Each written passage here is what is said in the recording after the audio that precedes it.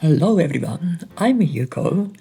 Normally, I talk about different aspects of Japanese culture here, but today I'd like to get into something a bit different. Something I've been thinking about for a while. Let's talk about the label that Japanese people can't say no. Lately, as more people are visiting Japan, there's been a lot of buzz around tourist manners. And it's often said that in response to some disruptive behaviors, Japanese people don't tend to say no directly. So today, I'd like to share my perspective on this idea and challenge it from four angles. For starters, I don't think it's accurate to say that Japanese people are unable to say no. And I've got a few reasons why, which I'll go through with you one by one. Just a little bit about my background. I lived in the US for 8 years, starting in 2010, so I'll be pulling from that experience too to bring in a broader perspective. Let's get started. Let's start with something we often hear about Japan, the idea of valuing harmony.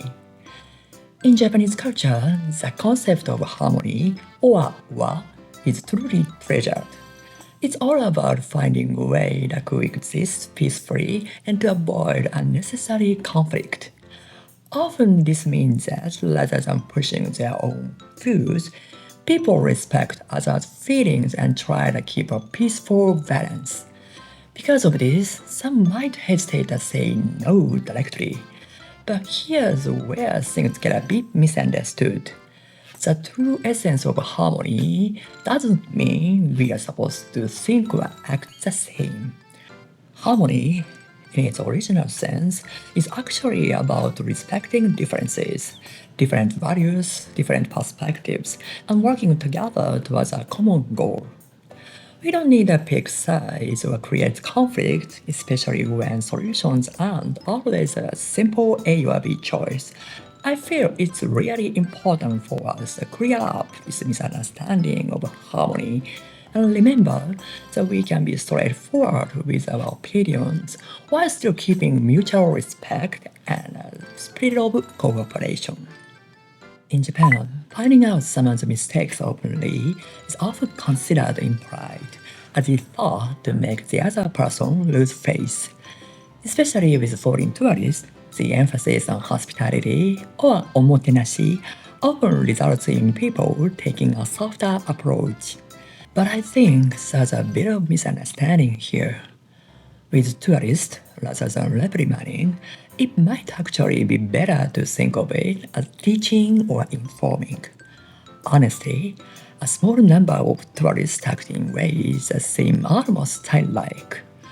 When you see things like people doing pull-ups on Shrine Torii Gate, dancing in trains in the middle of Shibuya Crossing, barbecuing in restricted areas, or just leaving trash behind, it honestly feels like there's a lack of basic respect for decency.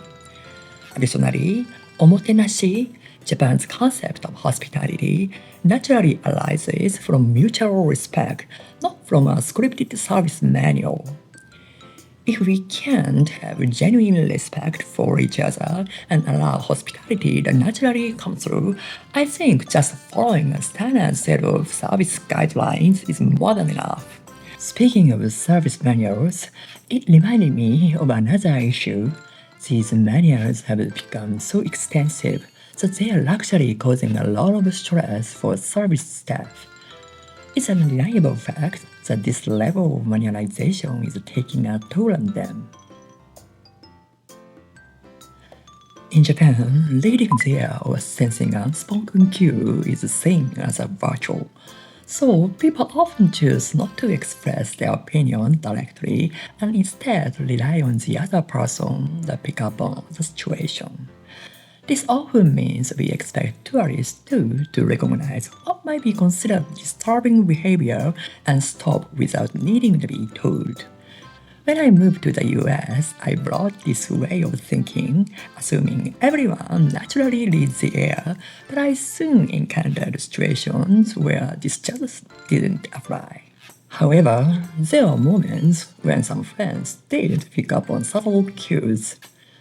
On a side note, we talked about this in another video, but the way people skillfully weave through Tokyo's scramble intersection without colliding might be an example of this Sasuru culture. It's almost like a form of telepathy, don't you think? For foreign visitors, though, it's important for us Japanese to realize that this way of understanding isn't universal. So, with tourists, adapting a teaching approach rather than assuming is key.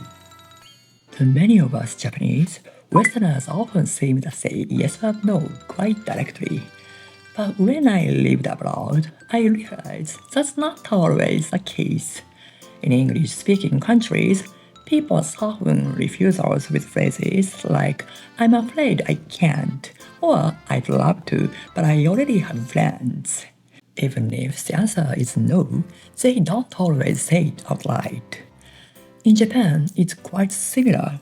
We often use indirect phrases like, I'm afraid it's that difficult, or I'm sorry but, instead of saying no. Translating these phrases directly might miss nuance for those unfamiliar with Japanese, but our culture values this softer way of communication. So, based on these points, I don't believe that Japanese people can't say no. I think it's more about cultural background creating this impression. And I feel it's essential for us to address relevant issues, especially with tourists, by taking an approach of educating rather than just silently bearing it. This is my personal perspective, but I sense that many Japanese people also carry misunderstandings that go beyond mere cultural differences. I think there's something deeper at play that we can't simply dismiss as a misunderstanding. What about in your culture? Have you experienced anything similar? I'd love to hear your thoughts in the comments. And if you enjoyed this video, please consider liking and subscribing to support the channel. Thank you for watching until the end. See you soon!